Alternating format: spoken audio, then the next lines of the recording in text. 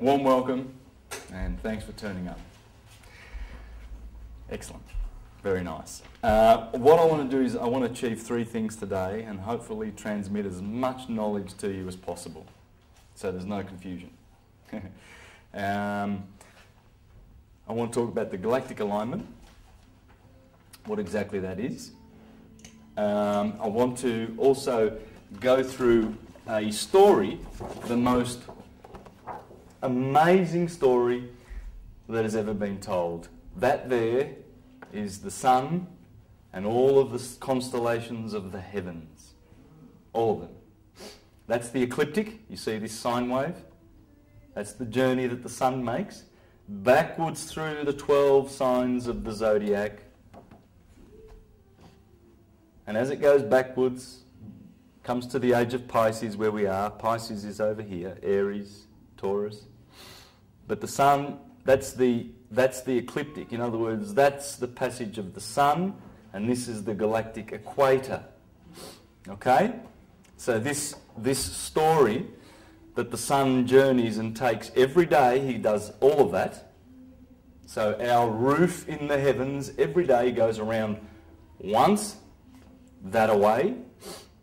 Every year it goes once, that away. But every 25,920 years, being the official figure for precession of the equinoxes, it goes backward. So we derive from this three cycles that are fundamental to the storytelling of the gospel. This is the one and only gospel that exists. The Vedas come from here. This is the Vedas. There are 4 Vedas, are there not? 1, 2, 3, 4. It's the 4 seasons. There are 4 Gospels, are there not? There are 4, but there are 1. There's 1. And so we're going to learn about this. And as we go through the 12 signs of the zodiac, I'm going to show you that there are also in the deacons, which mean, these are 30-degree slots, by the way. And in those, there are deacons, which mean 10-degree slots. Right? So there are 36 of them. Well, there are 36 extra zodiacal signs. And together with the 12 signs of the zodiac, they make up the 48 that the great astrologer of the 2nd century Ptolemy recorded as 48 constellations in the sky. So when you look up, there are 48 very prominent and important constellations which make part of this storytelling. So not just the 12 of the ecliptic, but the 3 that are attached to every one. For instance, Aries has Cassiopeia, Cetus and Perseus in it. So that's where you find Perseus, the slayer of Medusa. That's where he dwells in the story. And Jason and his 12 voyages and the Argonauts, they begin in Aries because they're looking for the golden fleece.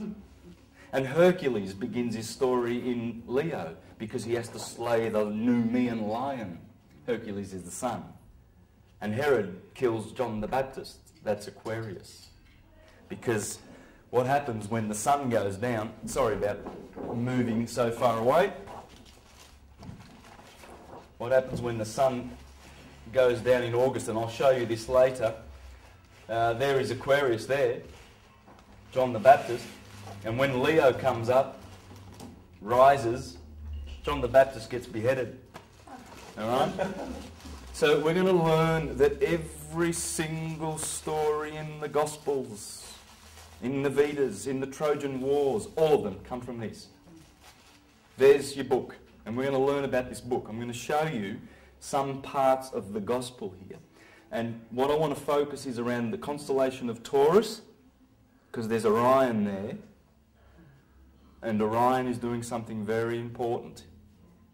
He is guarding the tree of knowledge of life. And then I'm going to go to Scorpio, and there's a big story to tell there. Because Scorpio sits directly under the scales of Libra, and he waits every year Scorpio. He's waiting every year under the scales of Libra, and when the sun goes through, where do we put this? There's the ram.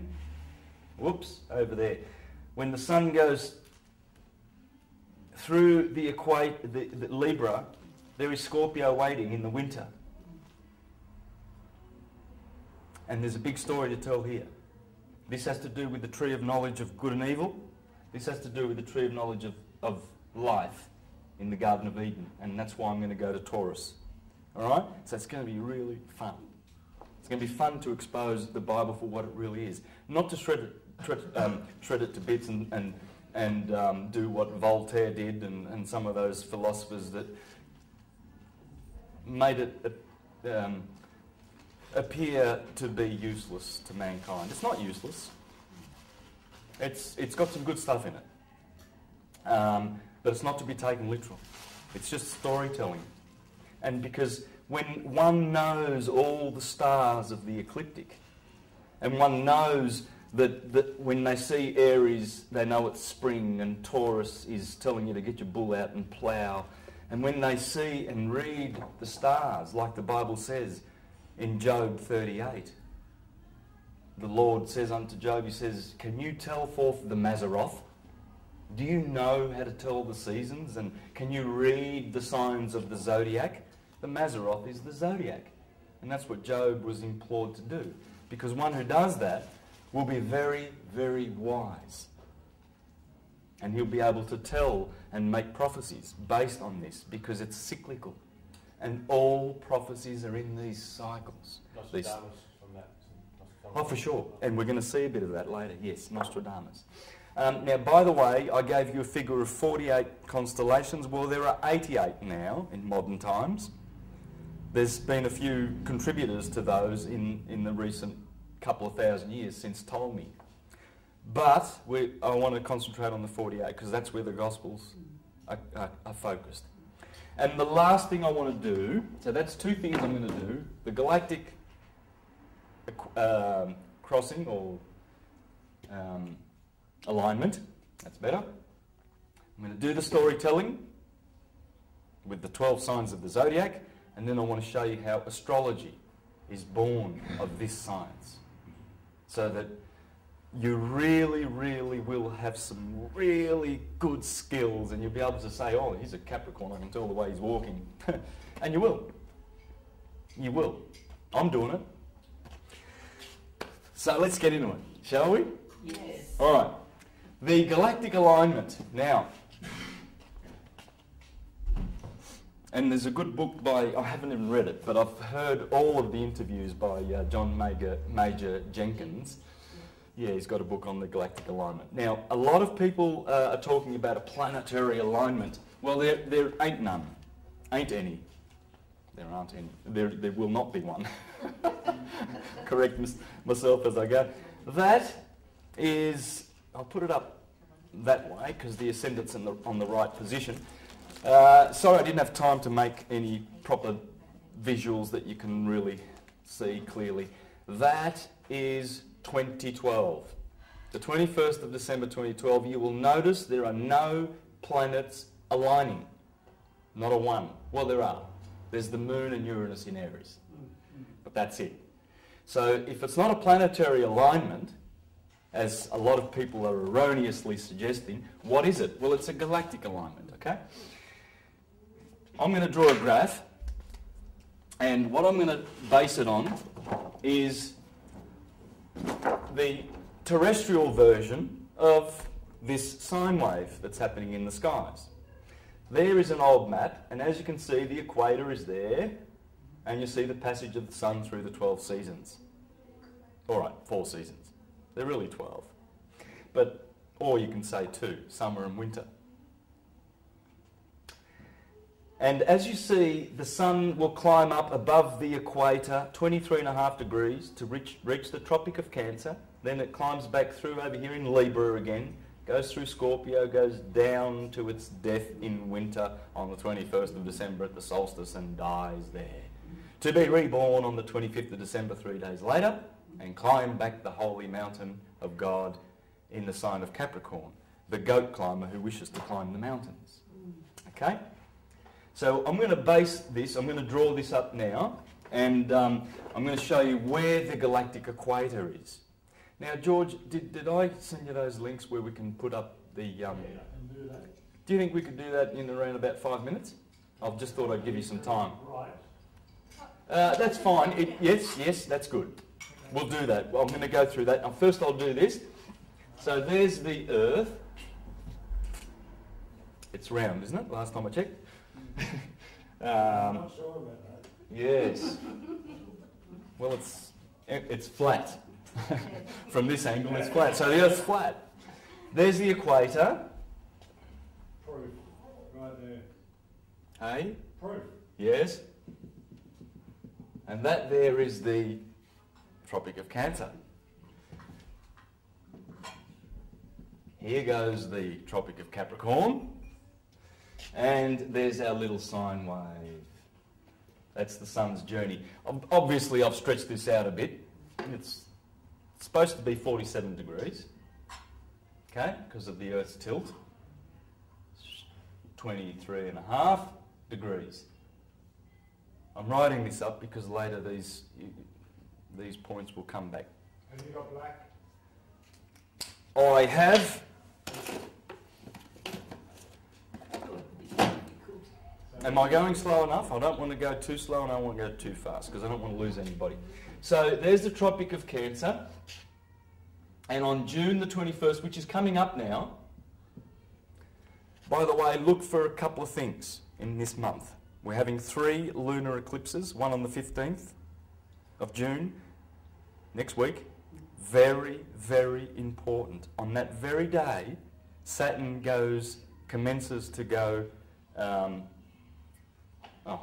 Saturn's been in retrograde. I've been watching it.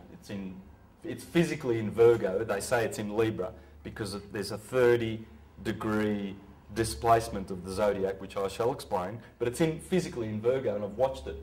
And it's been going backwards, retrograding, and now it's going to start going forward. And that will happen right on cue with the eclipse. This is very profound. After the June the 25th, June the 15th this year, just a couple of weeks away, big changes. Because when Saturn decides he's going to start going forward, there's a lot of stuff that happens on the Earth. So retrograde simply means... It means he's going backwards, or he appears to go... Instead of... Obviously the sun... If the sun did this, and then went like that, during the day, we'd go, hey, the sun going retrograde, the planets are doing it. Why? I'll just explain. Let me just divert a little bit to explain how simple it is to understand retrograde, because... Backwards, I mean. Yeah, retrograde means going backwards. So the sun, the moon, everything goes one way. It goes east-west. But we've noticed that the 5 planets from time to time do this. Right? And Ptolemy explained that as circles. He said, what they're doing, the planets, is they're going like this. And that's the retrograde, that little bit that we notice from here. Because the Earth does that too, doesn't it? No. No. Just those 5 visible planets. I thought that was because of the wobble of the Earth, it does that. That's precession. The wobble causes... Well, it doesn't cause precession, but it's in there. I'll explain that one too, okay? Now, what is going on with retrograde is this. It's quite simple. If that is the sun, all of our planets are in elliptic orbits. So let's say there's Mars. Mars is very elliptic, and Venus is not so. Venus is a little bit more softer, right? Now, and we're sort of, let's say we're going around here too, around the sun. Well we are. And we'd be in between both of those, wouldn't we? So let's say ours is a little bit more round. Let's make it a bit round, okay? Now, so we're cruising around this way. We're going around here. And as we go around here, as Mars goes through this part of the trajectory, he will appear to be going so fast. But when Mars gets over to here, right, And it'll almost, as we go around here, it'll almost seem like he's stopping as he's going that way, because we're here and it looks like he's stopping. Right? It's like the runners around the track, right, at the Olympics. They, the track's like that, but you see, there's the tracks. This guy starts over here, this guy starts over here, this guy over here, and this guy over here. None of them have been ripped off. None of them have been handicapped. It's just that they've got to go around the curve, right? So that's what retrograde is. It's quite simple, but you can study that. Just go on Google and put in retrograde. But the thing is, when Saturn goes backwards, he withholds all his positive things. He hasn't got many positive things, but the positive things that Saturn gives us are really, really, really positive. But he gives us a lot of negative, because the astrologers say he's probably 50% of all the sicknesses and ills on the earth. And together with Mars, 90%. They are the malefics. The benefics being Jupiter and Venus, of course. Now, so when this is the solstice, this is the longest day of the year in the northern hemisphere. Over here we have the winter solstice, December the 21st. Here we have September the 21st. Here we have March the 21st. Now if you know about the equinoxes and solstices, you would already have picked up that I've made a mistake with September the 21st. It's the 23rd. But I'm keeping it simple, because usually the handover day from one sign to the next is the 21st, the eve of the 21st, the 22nd. Okay? But it doesn't matter. That's good enough. Okay? Now, so what we need to do then, so this is obviously the Tropic of Cancer, so this must be, this delta 30-degree slice of the cake is Cancer.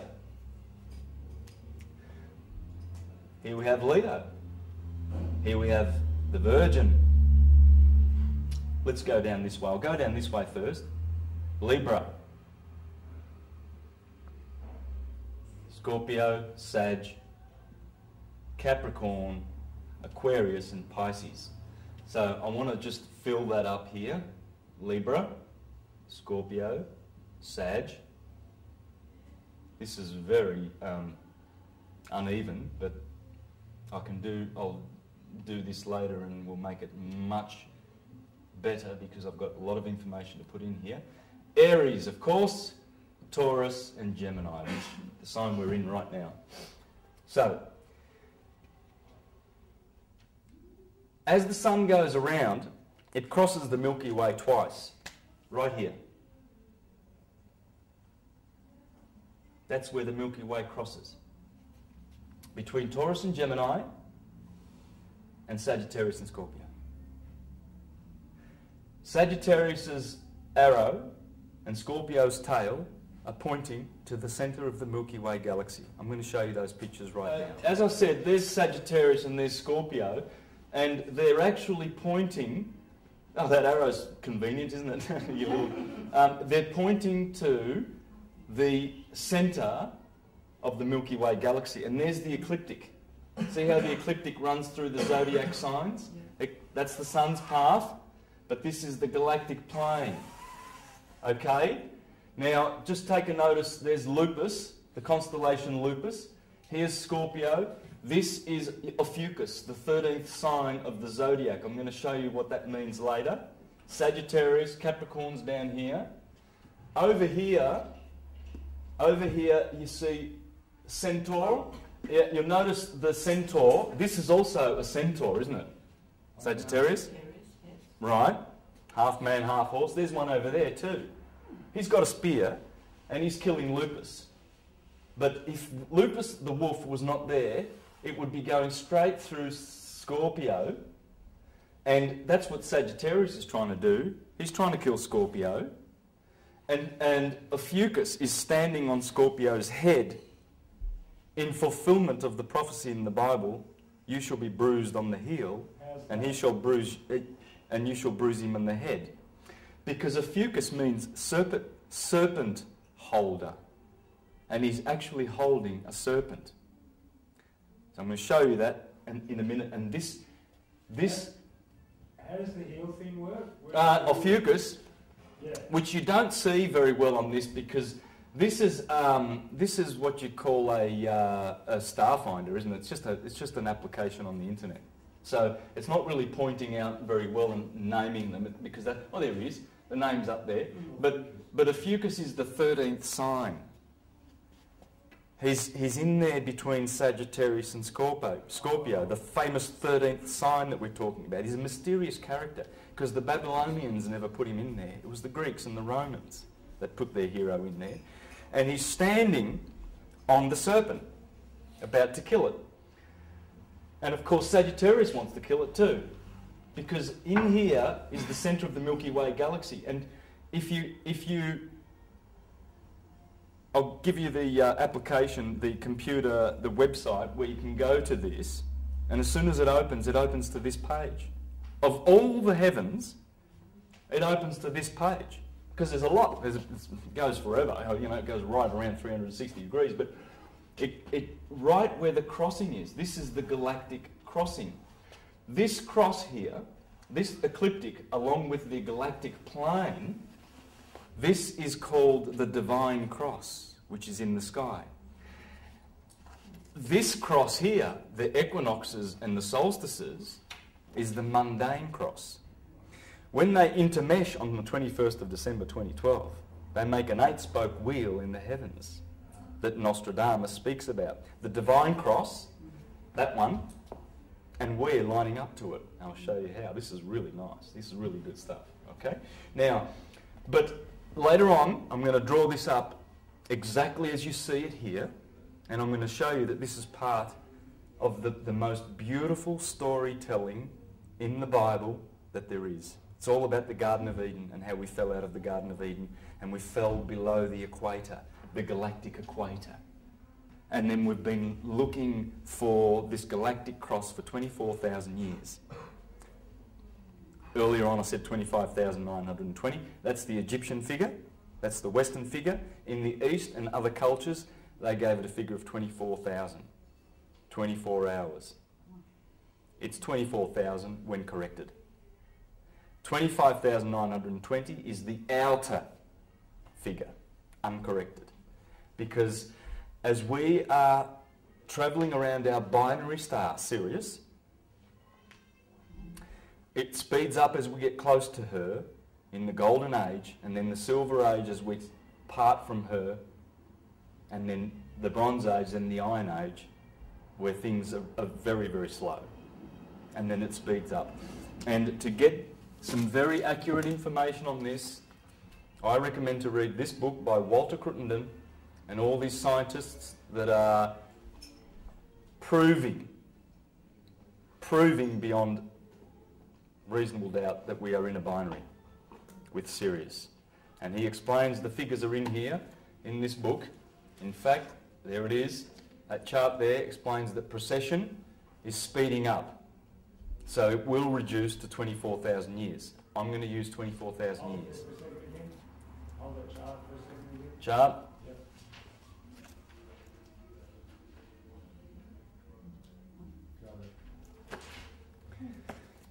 Okay, and Sri Yukteswar, there you go, he called this book The Holy Science. That's what I'm teaching. I'm teaching the Holy Science.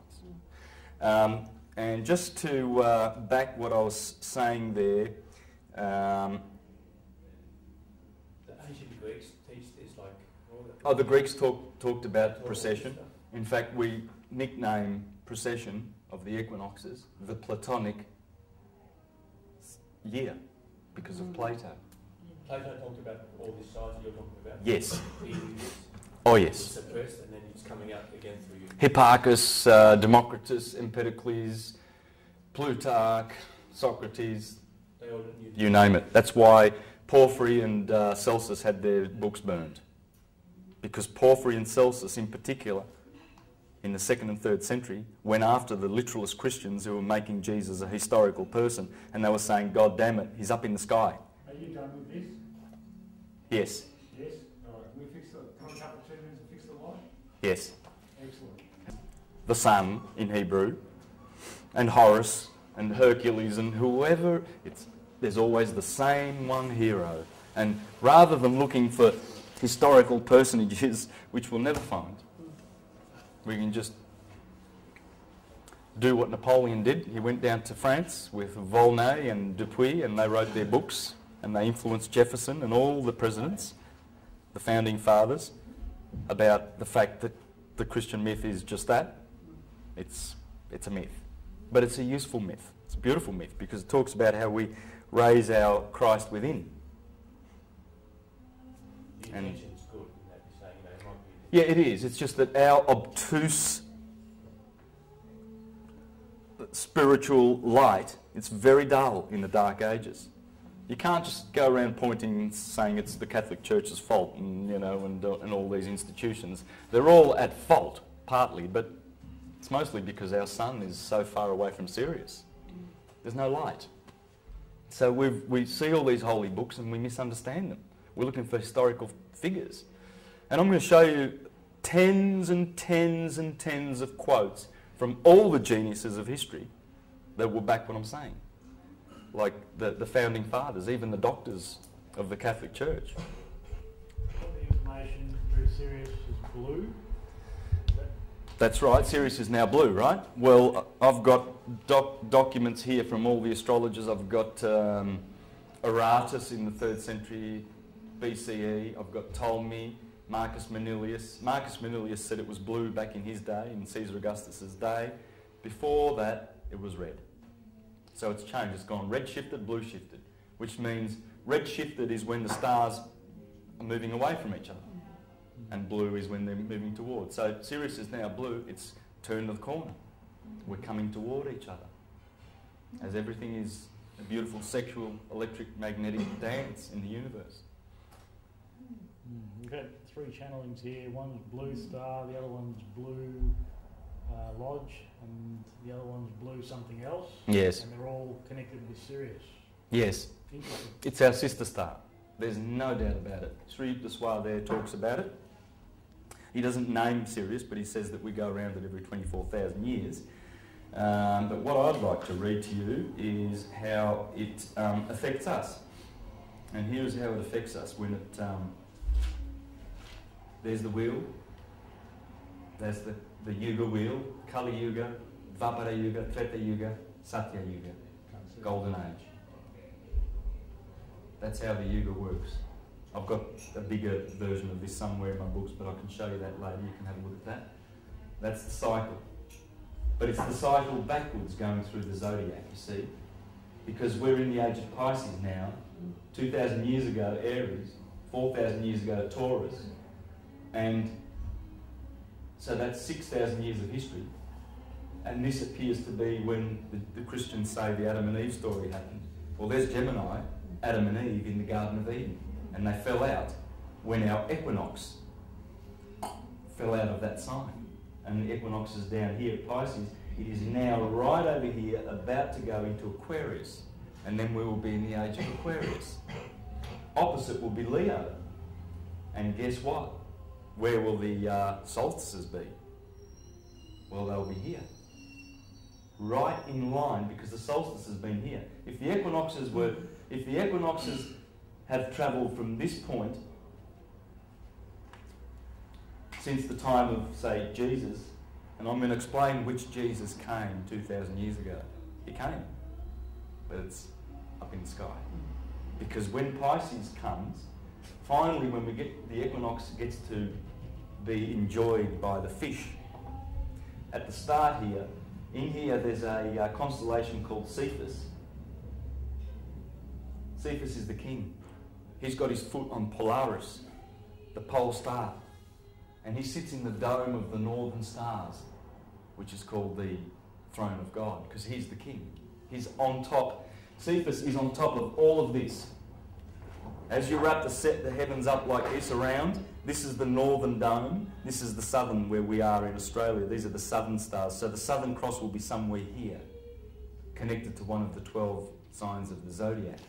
So this is round, of course. It's a sphere. And up here is where Cephas is. Well, Cephas, he gets the job of putting Polaris on the throne. Because in the northern stars,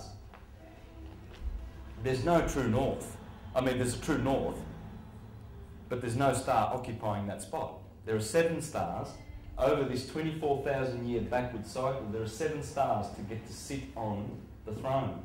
And when Polaris gets his chance, that's a type of Jesus, because Jesus means also the coming one. See, the sun is always coming, going, coming, going. Every year, he goes down to winter, comes back for summer to give us some food. It's our saviour. And he goes away from Sirius and he goes back to the golden age to give us our light bodies back, and we go into higher dimensions. And then when he goes away from Sirius, his beautiful mother, because it comes from Sirius, Jesus is the sun. That's why you see Isis with Jesus in Egypt. It's telling you the sun, the mother Isis, our sun is the son of that. It was born of Sirius.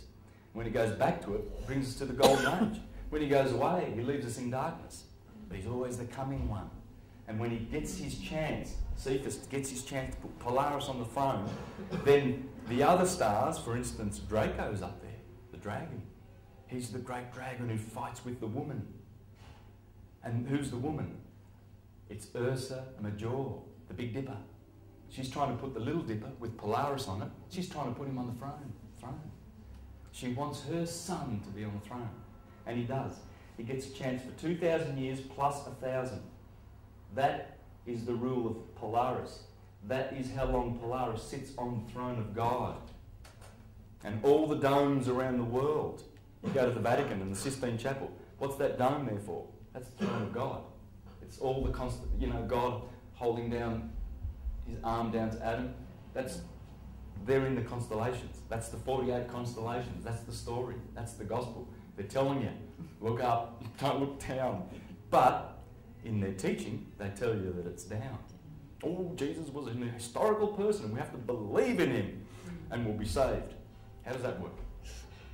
Even a child will question that, and then the priest will tell him, oh, you sit in the corner and don't you doubt. It doesn't make sense. What makes sense is the truth. The truth makes sense. It always does. And omnia vincit veritas. Long live the truth. And that's why you're here. Because you don't have just a fleeting interest in the subject of truth. You have a big interest in the subject of truth. I know. So Jesus in the stars is who? Is it the sun? Or it's the sun. The sun is Jesus. It's all the suns. Yeah. Because suns... Like Sirius. Let's divert for a little bit, because we're gonna try and pin... Before we have our lunch break, I want to get the galactic alignment right out of the way. This is a little bit of a diversion, but it's a good one, because you've just asked a good question. Fire. All the suns. Oh, you beauty. Too good. And we'll have another one of those too. Thank you. Cameraman's very helpful. Oh, thank you. First time you said that. Yes. Multi-purpose. Well, I always tell you what you want to hear when you're around. That's a female, okay? Now, people get offended when you talk about a divided universe. It is. It's a divided universe. It's a duality universe. People get offended. They go, no, it's not. It's a one universe. Well, it is. Uni means one. But in order to manifest material things, the one God of light, the cause, the ether, must, with his 4 elements, he must have magnetic, or what's called negative electricity. This is electric. This positive electricity. This is negative electricity. That's good and evil. That's all it is. Okay? And so you see that 2 elements are male and 2 are feminine. Let's not be offended, okay? It's Just helped him in my thing. Do I need to put that back on? I prefer I can do it. touch to. Big boy. Thanks. So, what was your question again? Can you just refresh me? Who's Jesus? Oh, Jesus, yeah. So all of the fires in the sky are Jesus's. They are that's what's called the Son of God. What do you mean by fires in the sky? How do you mean fire? The electric fires, the stars. All the stars you see, all of them, they're just the phenomena of electricity. Okay, I want to perhaps just read something very interesting that Walter Russell says in his book.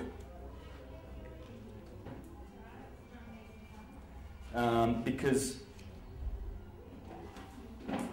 this guy was a genius. Like he was a contemporary of Tesla and Edison and Einstein. And this concept of the universe is that there's only electricity and magnetism out there. And the magnetism is the effect of what those suns are doing. The ether, the fires, the electricity comes from the ether, from the cause. This is the effect. Okay. Cause, effect. And all this is as you'll notice that Earth is connected. These are the five Platonic solids. Back to Plato, you know. Interesting. These are the Platonic elements, or Pythagorean. But if you meditate on these and you realise that the tetrahedron, the four-sided polyhedra, relates to fire. The octahedron relates to air. The icosahedron, icosa means 20 sides. Ikosi in Greek is 20. And hex, of course, that's six sides, that's a cube. These are the only shapes that will fit inside a sphere and touch at the tips, at the corners, perfectly. There's only 5 shapes known to man that will do that, and these are the shapes. There are other solids, like the Archimedean solids. They're much more complex and everything like that, but have nothing to do with this. These are the building blocks of the universe. Every atom will be either light, gas, liquid, or solid. Your body is water. It's bones, gas, and radiance, light, photons, heat. That's what you're made up of.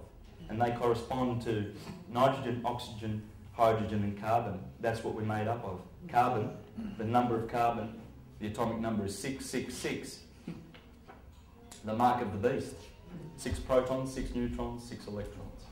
And that's the hex that we've been hexed with, because when you flat pack a hex, you get a cross. Okay?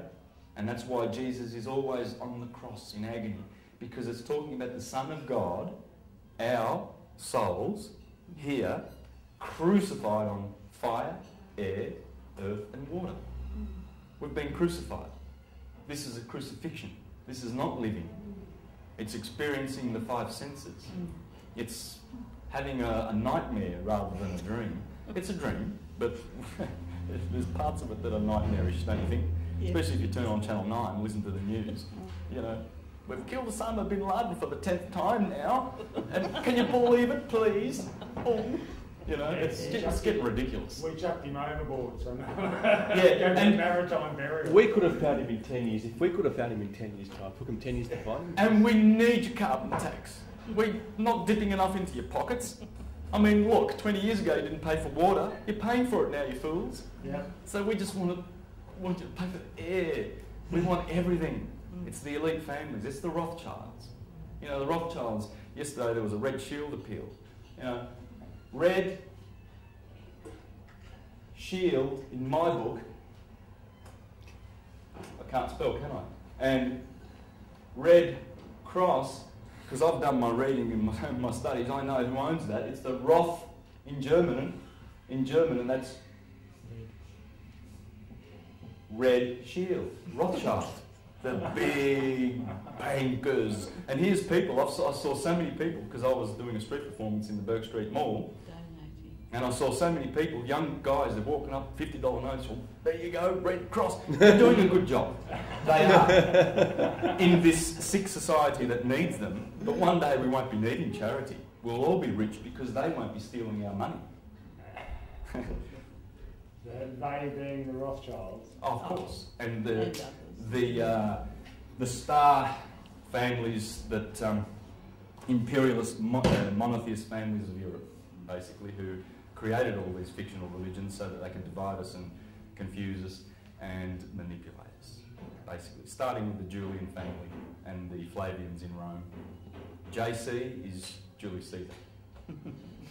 What families were they? Those families? The Julian Empire, Nero, Tiberius, all of those clowns, and then the Flavians, Titus, Vespasian, and behind both of those families is the Piso family, and Roman Piso has kindly come out and told us that they did it to us.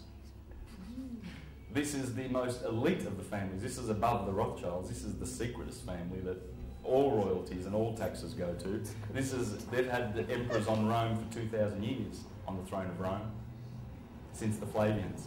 It's who's the name behind the Flavians. And he tells in this book, it's a beautiful book, and he's not the only one. There's other people who have written about this conspiracy to deceive mankind. And they've been sued for it too, the Catholic Church, for profiting from the gullibility of mankind with this supposed Jesus story. They've been sued by it? The Catholic Church has been sued? There was a gentleman who's dead now in Italy called Luigi Cascioli. I followed his work. He's written books about exposing this and how the Vatican has been using the lie of historical Christ to manipulate mankind and to deprive them from the knowledge that we are all Christs. We're all one human, divided into many little humans, having separate dreams, but we're all one. But they want to divide us into bad little sinners, and Jesus is in history and he's perfect, and you've got to be like him. If you don't, you fail, you flunk, and you pay penance to us. So if he sued the church, where did it go to? Well, they didn't turn up. He sued the church. He died a couple of years ago, Luigi Cascioli, but he had a whole team of people. He's written some beautiful books in Italian, and he sued them. And they didn't turn up in court. They needed to have some fight, otherwise. And so, but it's not the first time. That's just the latest. But it's coming. Oh. If they didn't turn up, then they lose. More or less. Yeah, more or less, don't they? Yeah. I don't know the exact ins and outs of that, because that part doesn't interest me. The part about the fact how he proves that Christ is, and all the writers, I've got a list of hundreds of them, hundreds. You know, Thomas Paine, Thomas Jefferson, and Dupuy, and not Voltaire, Volney, and lots of. They've written about this story that I'm going to show. That's it. It's all that ever was. It's not in history. That's the Trojan War. It's everything. So it's the Iliad. It's the Metamorphosis, the Odyssey, the Aeneid. Sorry. Are you still doing the period? I'll do a bit more here then. Yeah. Any questions on this? I mean, this is pretty simple. This is physics, okay? You've got the element, the solid, the state, the physics, the chemistry, the mode, the sense, the kingdom. I've got, on my computer, I've got a list of those fours that go forever. You know, 4 blood types, 4 Hippocratic biles. This goes on and on. But you first start with the elements. What are they? What was Plato talking about exactly? Well, he was talking about light, gas, liquid and solid. And scientists now know that atoms will only do this. They'll either be light, they'll be liquid, solid or gas. They'll be a molecule, an atom, a particle or a photon. So atoms can be like one of those 4 shapes. Is that what you mean? Atoms are made by these, yes. Yeah. For instance, a carbon atom is that shape? Is a hex, 666. Okay. I just thought the shape of it. I didn't know. I just thought atoms were atoms, the shape of them. Okay, they're all different. Okay, no worries. Well, it's the molecules that they. Okay, so gas atoms are in the shape of an octahedron. Yes. Okay, cool. Yes. Liquid. Interesting, 20 sides. But the more you focus on this and meditate on this, believe you me, the whole world unfolds before your eyes. And you understand the secrets of nature, not by just understanding and knowing, but by direct knowledge.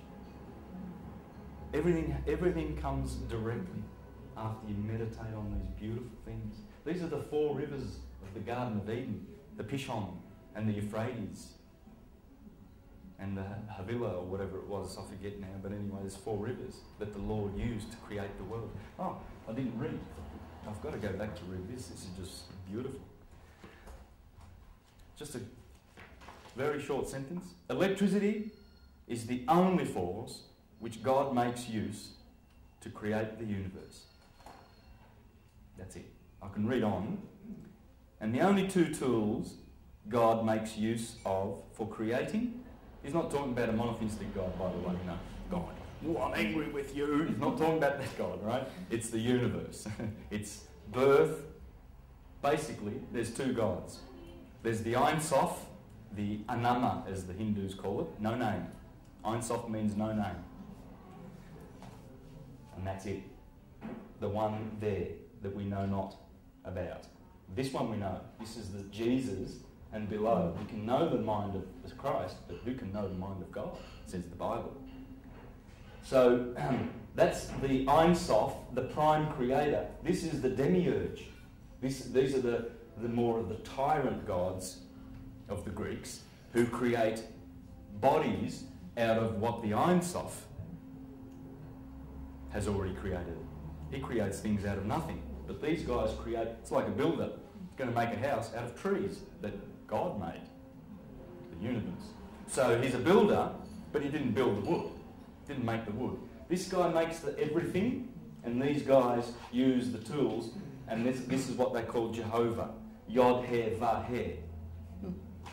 So that's why Christians, when they say, oh, Jehovah created the world, well, partially they're right. But he is the created.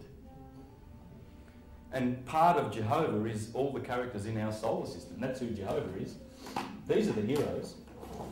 They're our heroes. Because when they looked up, the ancients, they noticed the patterns, those 48 patterns, and they noticed them. They noticed them going around every day. Interesting. That means we're in a cycle. Every year, we're in another cycle. And every 24,000 years, so we're in 3 cycles here. And what they noticed, that those stars were a backdrop, because the sun and the moon that go around, they're called the wanderers, and the 5 visible planets, they're also wandering. So they noticed that there's these 5 stars, Saturn and Jupiter and Venus and Mars, and Mercury they called them, and they're always moving against the backdrop. But the backdrop is always there, telling the same story. And these are the characters. The sun is Helios. Mercury, Thoth, Moses, Hermes, Nebo, Aphrodite, Venus. The moon that sits on the earth, Diana, goddess of war. Mars, Ares. Jupiter, Thor, Zeus, the god of the gods. And Saturn, Kronos. We'll go back to that later. Excuse me, can I just ask, yes. How does Vedic astrology mesh with Western astrology? Perfectly well. Has to. Same sky, same earth. That's true. Same. You'll see how as we get through. And a good question, because a lot of people feel that it's different. Even in the West, there are different systems. For instance, Firmicus Maternus, the 4th century astrologer, and this book must be read if you want to understand astrology. This is brilliant. Firmicus Maternus disagrees with Ptolemy 200 years prior to him, and Marcus Manilius 200 years prior to him, in their systems, you see, because as we have the equinox, so in Vedic astrology, for instance, one thing is they're saying that we've been in the sign of Virgo for the last 2,000 years. Well, we say in the West that it's that equinox there, which has been in Pisces. We've called it the age of Pisces. They're saying it's the age of Virgo in the East. I don't know whether the Hindus, the Vedas do, but I know that a lot of Easterns do. Doesn't matter. We're in the age of Virgo. But the thing with this galactic alignment is that once we line up with this in the sky, and the solstice is going to be between Leo and Virgo, well, guess who Leo and Virgo is? That's the Sphinx in Egypt. And it's been a marker. It's a point. It's a marker, and it's saying to the world, who's quite obtuse, and they're thinking, "Oh, wow, that must have been Kephren. Kephren's the image of Kephren." Well, it doesn't matter. It's telling us that when the equinox hits that point, that is the galactic alignment. And just wait to see how beautiful this galactic alignment is. It's going to make a lot more sense. I haven't explained anything yet. Right? Just a quick question on the shapes. How are those shapes formed? I mean, the hex one is obvious from the carbon, but what about the other ones? How are they formed? Well, the tetrahedron. Well, the tetrahedron is a photon, right? So the photons, the light, smash into other particles of light, right? And they curve, and that is the force of the sun's light, that electricity, which is smashing into other photons from other stars and what have you. It produces physical things. So you're a light body. All your atoms that you're carrying are empty, and they're just light. But it's the densest part of your light body, really. The rest of it is so glorious in the heavens. Your immortal, beautiful soul that dwells in unconditioned consciousness is just so at peace and so loving and so happy to reunite with you when you die. The death is just beautiful. It's just a beautiful thing to look forward to. You know, this is just a dream. And what happens is they use the particles to combine and make atoms that love each other, like hydrogen and oxygen, want to make water, right? Or other structures, other things that we have, carbon combining with nitrogen, oxygen, to make solid things. That's the molecule. All right? Does that? I'm not sure. I mean, the question? It's some sort of sacred geometry that the elements will be attracted to that shape or something. Yes. Yeah. Well, so what you'll have is elements that produce that to create a cohesive condition in the manifesting process. So is that a vibration? Yes. Yeah. Absolutely. Yeah. Yeah. It's a vibration. So it's yes. like with music, sound, everything. Yeah. Like you hit the body with the frequency of calcium, and your bones will get stronger and stuff like that. So I assume same thing. Or matter is all standing waves. Yeah. Yeah. As it goes down from the fires, from the Jesuses, down through air, it gets grosser. It's like a distillery. Gets more solid. Yeah, it gets. And so where we are at the moment is we're carbon bodies, are we not? Yes. Right. So we've been hexed. When you flat pack a hex, I'm trying to save all these things for later because it's I'm trying to do the galactic alignment, but can't resist. We're talking about it now. There's the hex. Yeah, you were doing galactic. Oh, wow. I will do this before we have the break, don't worry. Well, I'm going to do a tape change in about 30 seconds. So No I'll finish worries. this. Yeah. So there's the hex. And guess what? Japanese, Chinese kanji for earth.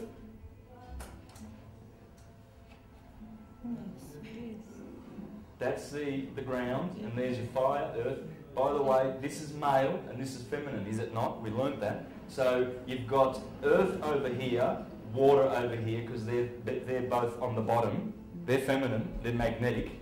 And does that look like east and west to you? And then you must have male here, so we'll put the fire there and the air down here. Well, air, as I've got on there, is also spirit, S, and fire, Nur, that's north.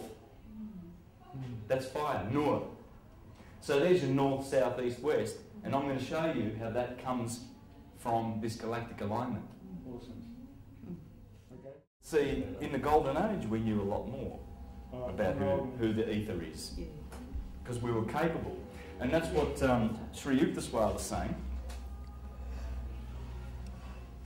What was Pseudo's surname? Sandor? Pseudo-Dionysus. Dionysius. Okay, we on? Yep. Okay. So this is what he says about this beautiful 24,000-year cycle that we live in. When the autumnal equinox was at the first point of Aries, the sun began to move away from the point of its orbit nearest to the grand centre, toward the point farthest from it. That's when the equinox was in Aries. That's when the golden age happens. Aries is the start. Aries is the golden one. You'll see how important Aries is. It's the start of everything. We Arians, we're just so good, aren't we? I've got to find it, Just yeah. keep telling us. Alice, I won't be able to live with her. Easy, I won't be able to live with her. Go easy with the areas, so I won't be able to live with her. I bet your head will go a bit more prominent. Unbearable we are. That's Unbearable. exactly what my husband said to me. Nobody could live with you except him, and then the bastard died and left me. And the reason is, he's still with you. The reason is because Aries rules the head. Yeah. The sun is in the head. Everywhere else, if you're a Virgo, the sun's in your belly. You've got fire in the belly. Whatever you are, Pisces, the sun's in your feet. That's the head, that's the feet. And these are all the parts of the body. So that's why Arians are sometimes unmarried, because their heads are so prominent to them, you know, and what they're thinking is so important to them. I am, they say. And that's the motto of Arians. What about Sagittarian? Sagittarians, they're the happiest. They've got Jupiter, Jove, they're jovial. And I'm going to show you pictures of them and show you how they are. All right, so we're rolling now, aren't we still going? All right, now, so we're going to go back to this, but first, I wonder whether I've explained that bit. Now we're doing the galactic alignment. Yes, galactic alignment. So, what happens is, as our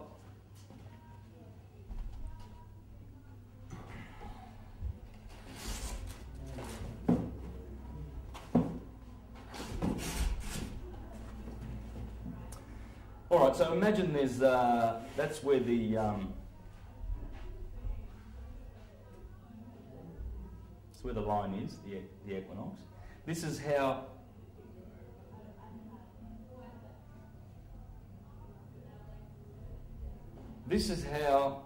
the zodiac stands. It does not move from this position. It starts at Aries, cardinal fire. Cardinal is birth, growth, decay. Start, middle, finish. So, cardinal fire, remember the fire is at the top, right next to the ether? It's got to be the start. Corresponds to 6 o'clock in the morning, 12, it's a 24-hour clock, right? That's where the sun rises. Sun sets over here in Libra. Midnight. 6, 12, 6, 12. Spring, summer, autumn, winter. But notice something, those cardinal points, they are only cardinal points. They are the start of the seasons.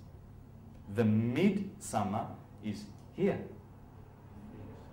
The midwinter is here, and that's the mid in Taurus. Notice the fixed signs. The middle of the seasons are in the fixed. Midsummer is here. If you're in the In the Northern Hemisphere, yes. By the way, just please relocate yourself to the Northern Hemisphere. All right? It's all opposite here in the South, but you've got to stay with the story, because the story was told there before it ever was. The Aboriginals have got their version, and it works down here too. It all works. It all works. But what I'm doing is I'm just doing it in relation to that, because as we will see, these are the signs of the summer and the life. This is good, this is evil. These signs are the signs of evil. Right? Not qualitative evil, it's just electricity and magnetism. That's all it is. Okay? Now, so as I said before, the cardinal point is not in Aries anymore, it's in Pisces. So 2,000 years ago it was here, when Polaris sat on the throne, and it's been travelling down here for the last 2,000 years, all through the age of Pisces. The sign of the cross, that's the cross, by the way. And as Marcus Aurelius said, watch those mutable signs, because they are doubled. 2 fish, 2 twins, Mercury, the hermaphrodite, 2 natures, Sagittarius. So you see, the cardinal points are important because they sit on the cardinal points. The fixed points are also important because they sit in the midst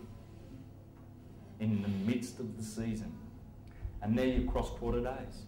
That's all your cross-quarter days. Cross-quarter days being the 8-spoke wheel on Earth. And you've got Easter, May Day, May the 1st, summer solstice. What do they call this? It's midsummer day.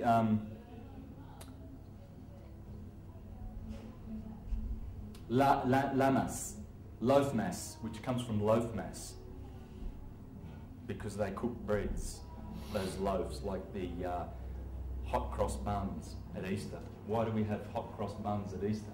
Because the sun's just crossed over. It's crossed over the equator, and these are all the crossings, the crucifixions of the sun. So, and those midpoints, if we are to go over like this, now before I get there, remember we're entering the age of Aquarius now. We're about here at the threshold. What it means is the equinox is going to be here, and the summer solstice is going to be right here. Now, what's so special about that? Well, that's the galactic equator. Remember? It runs through Gemini and Taurus, Sagittarius and Scorpio. What are the crucifixions of the sun, Santos? The equinoxes and the solstices. The cross. That cross there, remember? The equinoxes and the solstices are the crucifixions. From here, from those points, from the equinox, March 21st, to mid-spring is exactly 45 days. But in the Bible, it's known as the 40 days. And the Israelites were in the wilderness for 40 days and 40 nights. And Jesus fasted for 40 days and 40 nights. And Moses did whatever, 40 days and 40 nights. They quarantined Miriam for 40 days and 40 nights. 40 and 40 there, 40. What is it? It's here. It's up. Look up. Because when the sun hits the equinox, it needs 3 days of death, or 4, and then they start counting, and then it starts counting, and it's always 40 days. 40 days from here to there, 40 from here to there, 40 from here to there, 40 from here to there, 40, 40, 40, 40. Or, we know it's 45. 45 and 45 make 90 degrees. But what happens is when the sun reaches those points, when it reaches the solstice, it has a 5-day rest, virtually, like a 3 or 4 or 5-day rest. So you don't count those days. So even though when the sun hits those cardinal points, it still requires 40 days before the season's true effect. And what happens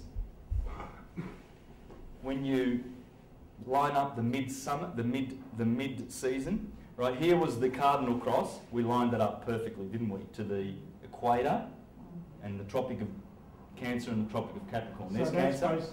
So that's the same as what you've got on the board now. That's how it always is. But if you just do this, let's bring it around 45 degrees, so that we can have the mid-season points now. And you'll find the cross that I drew hiding.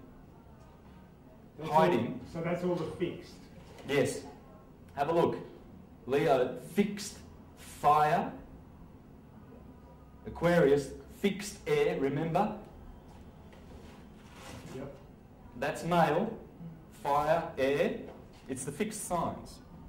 It's the cherubim of the Bible, and God appeared unto St. John as an eagle, a man, a bear, a lion and a bull. Up in the sky. Hey? Are we going to be tested on all this? Okay, I can't give up.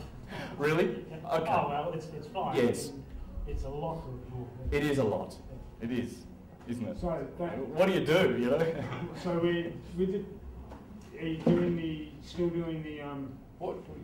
sorry. Now let's go back to this, because I want to spend a lot of time on this, because it is a lot to absorb and it needs to be worked properly.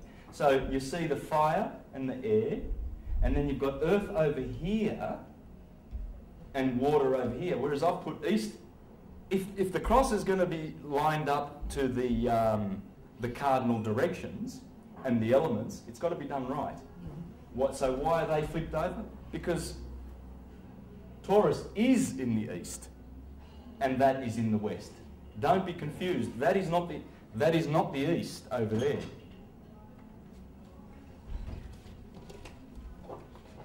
Because we are going around the sun anti-clockwise,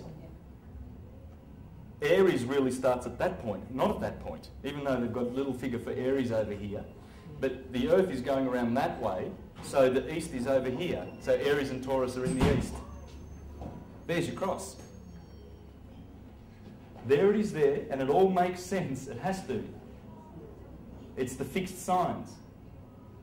The fixed signs go perfectly with east, west, flipped over of course, fire and air. That's it.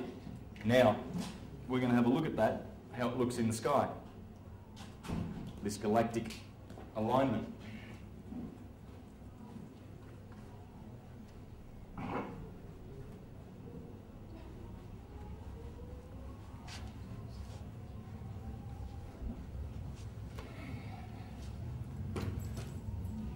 Now, in the next 3 months, it'll be the best time to see Scorpio. It's beautiful. Look east tonight about 8 o'clock. You see it coming up over the mountains, down on the mountains. You see Scorpio. It's clear. It's the only constellation that looks like what it is. All the other 88, you can see the patterns, and they look more or less. Big Dipper, you know, Orion, he's got his belt and he's fighting Taurus, and Taurus has got a V shape. It's a beautiful V shape. You can see that, and then there's 2 stars there. That's an Aldebaran is here. The eye of the bull, it's red. So that looks like a bull, but nothing looks like Scorpio. Nothing. It's magnificent. It looks like a scorpion in the sky. And people don't even stop to pay attention. And the beautiful photons that are coming from those light, from those stars, those beautiful lights up in the sky have been travelling for millions of years, hoping to end up in one of your eyelids, pupils, your eye pupil, eyelids. Hoping to land on that pupil to enlighten you. And you know, how many people look up these days? So is that how we all get the stuff fired? pretty busy. That's how we get fired, by looking at it. Yes. That's important, all this knowledge, application-wise. Man, raise your eyes to the stars, because the animals can't. Only our consciousness can begin to comprehend what the stars are. We are stars. We call our children youngsters, because they're young stars. Bigger as gold. You get a gold star if you do your homework properly, Johnny. It's all about gold. It's all about the sun and the star. Look up. Become a Jesus. Become a Christ. Become an ascended master, a rishi, a Sufi, a philosopher, a lover of wisdom. Because philosophy is where the truth is. It's not in theology. It can't be.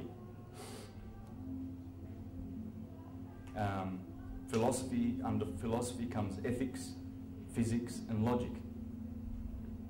How we know the world, what is the world made of, and the world being what it is, how do we live in it to secure happiness? That's all there is to know. And then under that comes the 7 liberal arts.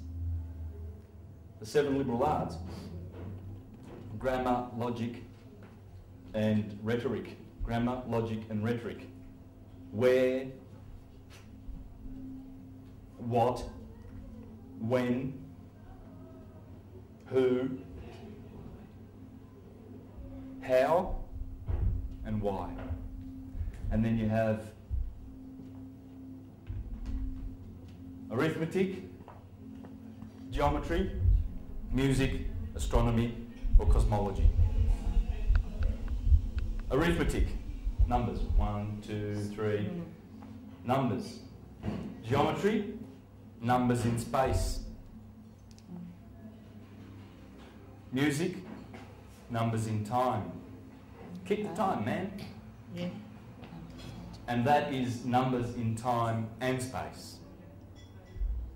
Astronomy. And this is what I'm teaching you. This comes under philosophy, which means love, Phil. Sophia, it's feminine, isn't it? Sophia, she's the goddess of wisdom. Theology, theos, he's a boy. We're going to teach you about patriarchy and authority and young brother, we're going to make you a ministerial servant in the congregation. You can reach out and you're showing a lot of potential, young brother, and then you'll be an elder one day, and then you'll be, you know, and that's what they do. They see the young smart ones, you know, in the schools, and the Catholics recruit them. So before that Pope came and changed the whole education system to memorisation, this is how we used to learn through philosophy. This is the mother of all wisdom. That's wisdom. Sophia, you know, the Muslim church have Sufis, don't they? It's Sufism, it's not Muslim. Muhammad was a Sufi.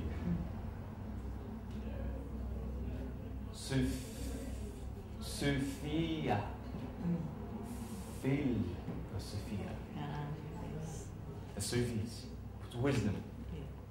Wisdom. It's the right brain, the sixth sense. The boys are stuck in 5 senses, the male side. It demands, the brain which dwelleth in darkness, demands that the 5 senses feed it information all the time. What does it feel like? Brain? Solid. What does it smell like? And it's a tyrant. And it always gets fooled. It gets information. It's like when you're in a dark room and you bump into something. Oh my God, it's a monster. So you run over here and you're scared of a monster, right? And then someone turns the light on. Oh, it's just a fan. Oh, for goodness sakes.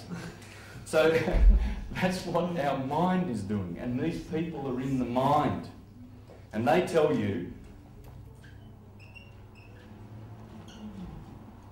what to believe. And they give you ignorance, superstition and fear. Don't ask questions, get in the back. How dare you doubt? This is what you believe. and fear. You're going to hell if you don't believe our dogmas. And my mother did. Yes. She had. So philosophy in the heart. Well, let me finish, you'll see. She thought she was going to die. Yes. You know how many people have perished? They have dissolved their light bodies in guilt. She did. My mother, my God, she's getting better because she's getting into this. Look, my mum. And I've pulled her out of the Jehovah's Witness organisation, the whole family. Well, my mother went back from, she read a few of my books and then she gave up. And then even with the morphine pumping through her, 9 days. Let go, Mum, let go. Irene, she just wouldn't. Irene, isn't it? Yes. Yeah, Irene, they have been mind controlled. Yeah, brainwashed. And brainwashed so hard that they prefer to die in misery and not see the light in the end because it's so comfortable. It's like a dog that gets kicked all the time. He just gets used to getting kicked. The moment he sees his cruel master, he's used to it. Last bit of fear.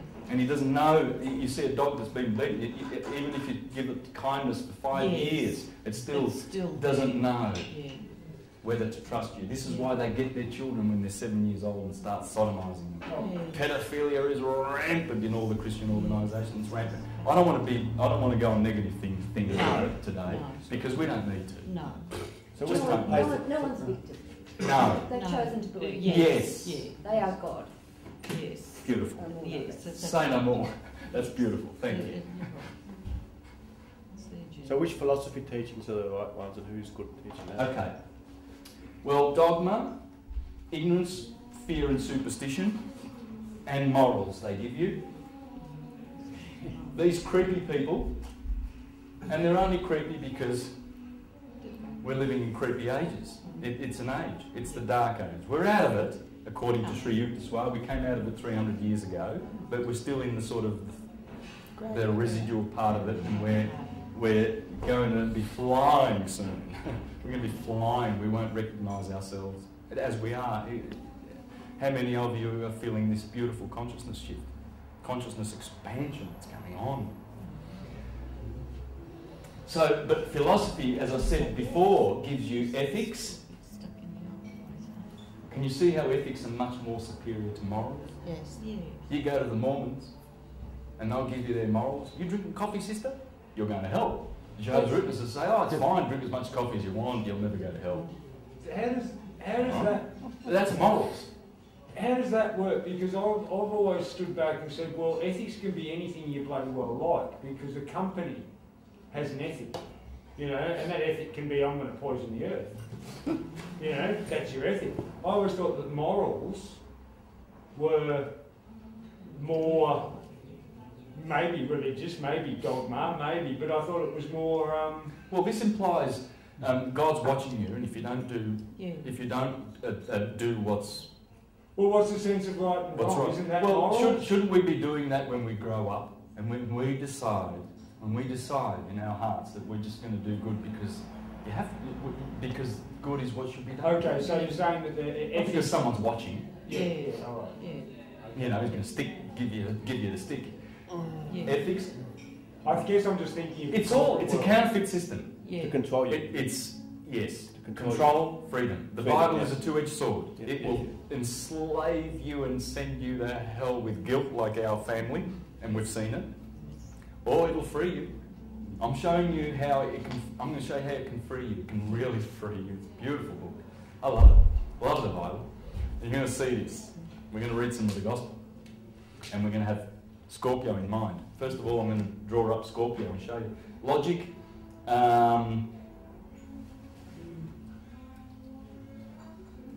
Physics. Okay? And then the 7 liberal arts. Grammar, logic, rhetoric.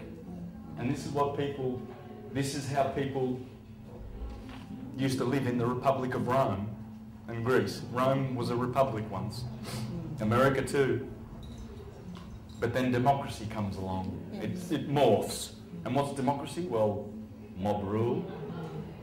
Not from my mouth. I can show you what Jefferson thought of democracy and what a lot of thinkers think about democracy. That's why George Bush is so keen to we're going to bring democracy to Iraq. Yeah, mob rule. Yeah. It's he's the mob. Yeah. We're going to tell you what to do. We're going to kill 3 million of you, and you just have to shut up, and we just want oil. Yeah. We perpetuate oil and do nothing about free energy. Mafioso. Oh, it's a mafia. It's all a mafia. There should be no... If he wants to have a war, he should send his family. Yeah. Not those beautiful young boys who've been indoctrinated, mostly from Christian families, by the way, because they send them as little children to fight for Christ. Yep. Because the Muslims are coming in with, well, there's always an enemy out there. And since the days of the Inquisition, we've got to fight and shed blood for Christ. Yeah. And what man said anyway? So, but anyway, that's all negative. Yes. Now, the picture you saw before was the galactic plane. That's the galactic plane in which the Milky Way sits. All right, but I'm doing this because these are stars, because we don't see how thin the Milky Way really is. It's thin. It's like this, exactly like that. That's the Milky Way. We see it like we don't see it like that. It's a spiral galaxy, and we're somewhere 2/3 of the way out of the centre. But that's what we see when we look up. We see that. And that's it. And you saw that before on the screen, okay? But we see it very white and milky. It's milky, Yes. right? And the ecliptic you saw went through that way, right? Remember that? Yep. It's about 60 degrees off the ecliptic from the equator. And that's the cross in the sky. We're going to line up to that, because what's going to happen is our solstice on 21st of December is going to actually go like this. the Earth's axis is going to be pointing there. Right there, where Scorpio, let's draw Scorpio now. This is what you will see at night.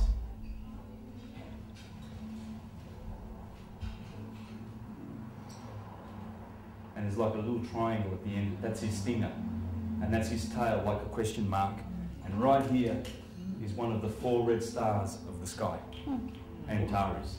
There's only 4 red stars. Okay? That's one of them. Tua in Taurus.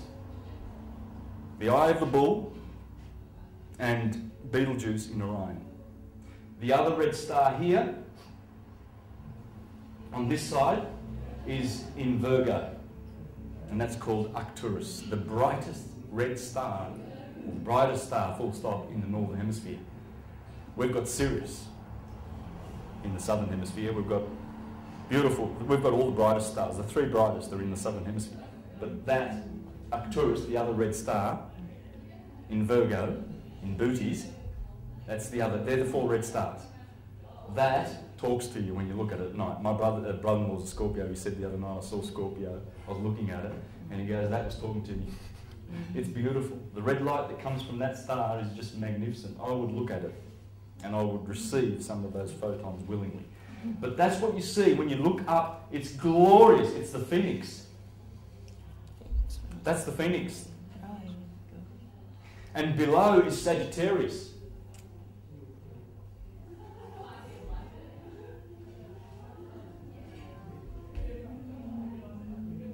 Let me do a nice little horsey. My wife's Sagittarius, and I call her a little horsey. She's so happy. And here, I think red would be better for the bullseye, don't you reckon? Yep.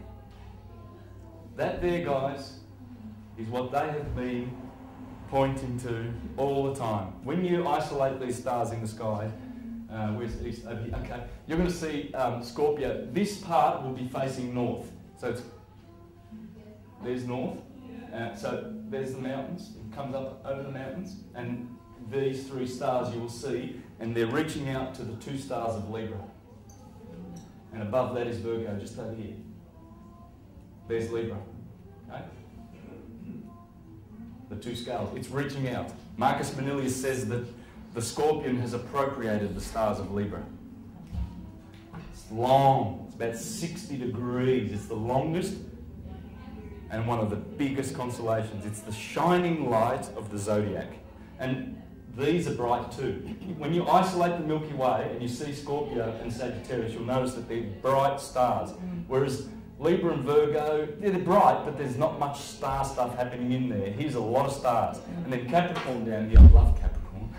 It's beautiful because it stands away from the Milky Way galaxy. It sits under it. And there aren't many bright stars in Capricorn or Aquarius or Pisces. It's a bit of a wilderness. But this is spectacular. So 8 o'clock today, you say? 8 o'clock to 4 o'clock.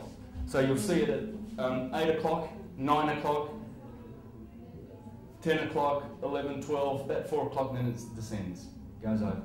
So is that where the Earth's going to pass through? Yeah, well, our Earth's axis is going to line up to that. Yeah.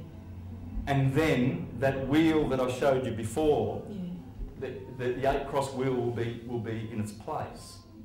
And the prophets of the Bible, who were astronomers and astrologers, were telling us this. The age of the end of the age. It's the start and the beginning. And there's many proofs that it's the start and the beginning. The Sphinx tells us that. Virgo, face, and lion. It's facing east, in fact. The Sphinx is looking east. It's waiting for that point. It's waiting for this moment. Can you tell us what Sphinx, what does it represent something with all this? The Sphinx, the statue? Well, the enigma of it's an enigma. It's a puzzle to ignorant people, which we all are, really. I mean, the last couple of thousand years, because we all go over there and go, what the hell does it mean? Well, that's what it means. Yeah. When you know the stars, then you know what the stars on Earth are doing. Yeah. Because that's how they named cities. Rome was named after the stars. London, Isis was Paris. Pada, Isis, Paris. Rome was named after a star, wasn't it? After Ra. Raum, is Rome. And London, el-on-don, that's 3 ammonium, what do they call it, radicals that all mean the sun. London, el-London is sun, sun, sun. Doncaster, Asta. London Caster, Doncaster, Lancaster. They look up, they go, oh, there's Castor, one of the Gemini twins, Pollux and Castor. See, Pollux. Remember? That is how the sky always is. Aries over here, right? Who's at the top? Always at the top, Gemini, Castor and Pollux. They're always looking down, the mortal and the immortal, sons of Zeus. And they always look down. So when you're in London and you want to found a city, well, there's Castor. So why don't we call this London Castor and Doncaster? Everything's Castor, Chester. Right? They did that everywhere. And Egypt is the prime example. What's the Sphinx doing there? It's telling you about the zodiac. It has to. All the monuments are there to monitor the precession of the equinoxes. That story, the gospel. Okay? How about eastern cities? Also. Yeah. Also. Do you know any? Well, the Ganges, that's the Milky Way. They tell you that.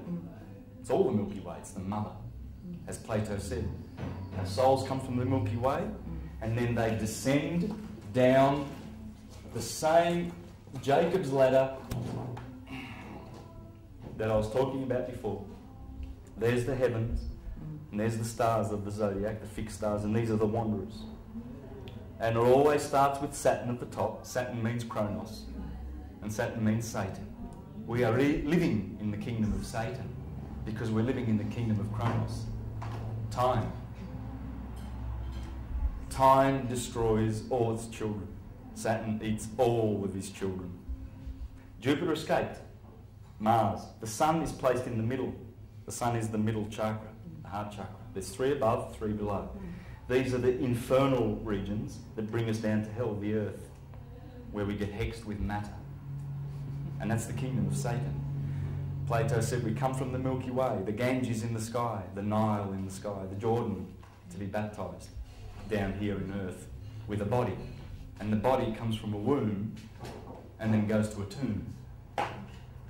Tomb is a womb. That's what he said, not me. I'm talking philosophy. Everything I say, I can give you.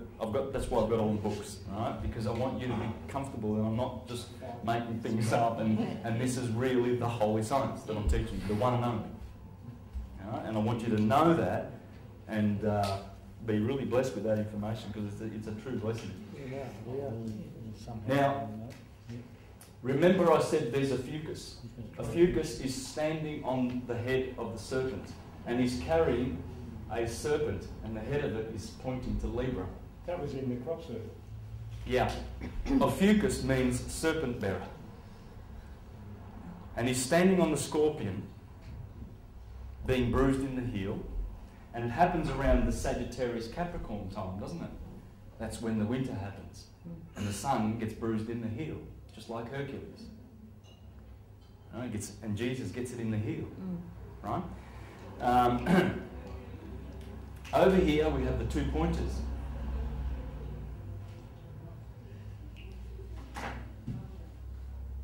And they appear to be pointing down there to Sagittarius. Star Wars, isn't it? This is interesting. You're going to love this. These are the legs. The pointers are actually the legs of the centaur.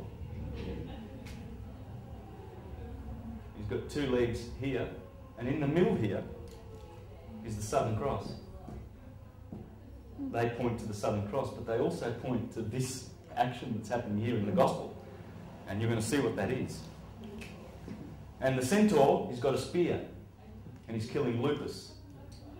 But if the wolf wasn't there, Scorpio would get it. He's given it to it. He's given it to Scorpio. The black hole, which I hope is called the dark rift. This is where the action's happening, because from here come the gamma rays. Is it the Mayans that call it the dark rift, or the Hopis? Mayans, yeah. Scorpius copy. Mayans. signs. Scorpio's copying it. Like it's a war going on here. There's 3 against 1. This is the red dragon that persecutes the Lamb. The Lamb is Orion, because Scorpio is opposite Taurus. This is the sign, these 2 signs are the signs that the Bible says the sign that is spoken against. This is the horse and the rider that was cast into the sea by Miriam when they came out of Egypt, the Israelites. And they went through the Red Sea and God parted the Red Sea, and then they're on the other side, and then Miriam sings a song. Sing to the Lord, because he has cast the horse down into the sea. Sagittarius is down. This is, everything below the equator is called the Red Sea. This is green, photosynthesis, summer. The leaves turn red here, and the sun is passing through the Red Sea. The horse and its rider have been cast into the Red Sea. And that's what Miriam is singing about. It's all about the stars. And these are the signs that were cast into the Red Sea, because these are the signs, the infernal signs. When the sun passes through November and December, and then January Capricorn, you know that these signs, it's winter. There's no food in the pantry. The snow is, you can't even open the door because there's snow and you're stuck. And if you haven't got a bit of oil and olives and bread and cookies and something to eat, death is certain. Death is certain when these signs, once the sun passes through the equinox of Libra, September the 21st, to be judged, that's Delilah, because Virgo is just above there, Virgo, Delilah who betrays Samson. Samson is the sun. And when the Virgin of August says to the sun, pass on to September, please, because it has to, that's the Philistines, Libra. Then they cut the sun's hair. In the Bible it clearly says that Samson has 7 braids of hair. What are those 7 braids? Proclus calls the sun the 7-rayed God, because have you noticed the body of the man, the spiritual organs inside our body, the 7 colours of the rainbow? Have you noticed that they are the 7 rays? That's the 7-rayed God, because those planetary bodies, the wanderers, the rulers of our solar system, the cosmocrators, the Elohim of the Bible, let us create man in our image. Those dudes there, Saturn being one of them, is reflecting light from the sun. There's only one body that gives us direct photons. It's the sun, direct light. All the rest are reflectors. And it's the refraction of that light which they pass on and magnify from the one pure white light of the sun that gives us all the different humans that are on the earth, as Vettius Valens says, and Firmicus Maternus. So is that What did you say? That's what Sagittarius, you know, that's Taurus. That's what makes you. Can you say what you said just again? I think that was very important. What you just said just a second ago. Yes, that was a very. That all those planets, because they planets? refract that portion of the light. Mars gives us red light of the sun. It's fiery. So Aryans have that fieriness because they've got a lot of that red light. Because he's collected the white light from the sun and said, "Oh, I don't care about the other part of the spectrum. I'm going to send on the red," and Venus sends on the green, and they're reflecting the light of the sun back to us. That's how it works. The planets are the 7 planets. The planets. They're reflecting the. And these are the lights that they concentrate on. They own those particular colours. Those 7 planets. The sun gives us that one. He's in the middle. Right? So that's exactly, with the galactic alignment, we're actually getting aligned with the gravity of the black hole, correct? Yes, that's exactly right. So and once the North Pole, because the North Pole is pointing to this, because they'll have their winter on December the 21st next year, 2012, in the Northern Hemisphere. So obviously the Northern Pole must be pointing there. It's winter. It's pointing away from the sun. It's pointing to here. So they've got winter, right? Now, that is when maximum, that's a stargate. That's maximum gamma rays get downloaded to us. If you're not ready, if you're not getting ready, and I'm going to show you some of the things that the philosophers said that you need to be ready. Your food, eating of animals and flesh is a no-no. Sorry, but I'm going to read that to you from Pythagoras and Plutarch and all of the greats. That's one thing you can do. What date? What was that? On what? 21st of December 2012, when it lines up. Okay. That's the magic date. That's the solstice. Okay. Down here, the solstice. Because remember, that solstice point, the cross on earth, the mundane cross, and the cross in the heaven, the divine cross. Okay, there's a lot of speculation about the date 2012. This astrological cycle, you know, time moves a little bit, it's 365 and a quarter days, etc., in a year.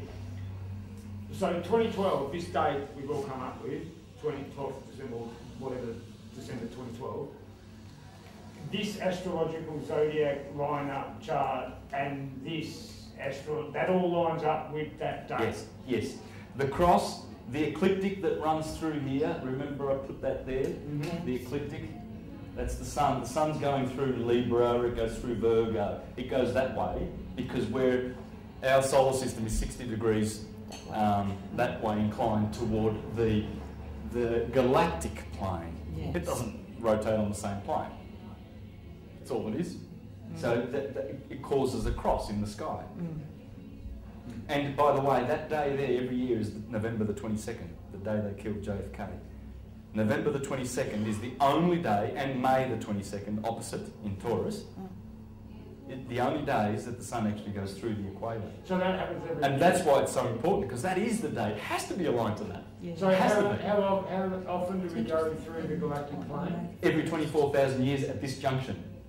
Okay. Every 12,000 years, also. So Because this is the sine wave. Could you draw us as it the passes sine wave above would be here. It'd go like this. Oh, So okay. that would continue and go like So that. it's a very large sine And it wave. crosses over here in Gemini and Taurus. Yeah. So the Milky Way, but we don't see Gemini and Taurus now. We're going to wait 6 months. Gemini and Taurus are over there now. But for now, for the next 3 months, check out Scorpio, it's beautiful. And you see this, the phoenix coming up out of all this. And here, it looks like, the Milky Way actually looks like a serpent. Just check out that website, or any website, go to and get a Google image of the centre of the Milky Way galaxy, and you will see this. You will see Wow. that's the serpent eating its tail. That's the Ouroboros. When the ladies with their rings and the serpent eating the tail, and the Jews with their Ouroboros and the Leviathan, and all of those stories about the serpent eating its tail. It's a rainbow serpent. That is it. It's a rainbow serpent. Pretty powerful stuff. It's the serpent in the sky. So Because that's- the Milky Way is the feathered serpent. Yes. Viracocha. So is that, It's a couple. is that the black Yeah. space in the Milky Way? Because It's black. Actually, it's very luminous around it. around it. We see, but it's actually it's a dark. Yeah, black. okay, because the black space in indigenous, that's old man Emu, right? The indigenous fellows will say, look up into the sky and you'll see old man Emu, and he's got his neck spread out, and you know, that's. But, so if we're on a slightly different angle, I can see how that could have been interpreted into this. Yeah. Go and have a look. Just be careful with Scorpio though when you see it coming over. It's not facing on the board. It's those three stars are actually pointing north in the northern direction toward the northern skies. So just I can't turn the board around, right? So to show you that, but remember that. Now this guy, the centaur and the centaur, they're all aiming. And the pointers are all aiming to this. Now, do you remember in the book of Genesis where the serpent tempted the woman? Yes. And then they ate from the knowledge of the tree of good and evil. Yes. Well, people, that scary story. They ate the fruit of the tree of good and evil. Yes. The equinoxes are called trees, pillars, brothers, twins, Jacob and Esau. This is the tree of life, because when the sun crosses over from the winter, from the Red Sea, and the children of Israel come up out of the Red Sea, they eat the paschal lamb. That's when Nisan 14, when the full moon, and they have their Passover celebration, and the Christians on the first Sunday thereafter, they celebrate Easter because the sun is in the east. Yes. Remember, this is the east, because the lamb is coming up. And when they see the lamb and they look around and there's blossom, it's springtime, it's the start of the year. That's the start. And the blossom is the wool of the lamb. And the Christians celebrate the marriage of the lamb. And they celebrate the Easter, the Passover. The sun has passed over. This is in the Garden of Eden, this is the knowledge of the tree of life, because the cycle keeps repeating eternally. It's a cycle, so it's the tree of life. It gives you life because it brings you into summer, photosynthesis. This is the cycle of the tree of the knowledge of good and evil. Because this is good and this is evil. Remember, the top half is, you live in the top half. The opposite of live is evil and devil, right? That's funny. Yeah, so this is good and this is evil. So unbelievable. the virgin is always sitting there before the fall of the sun to preside over the fall of the sun. She is Delilah.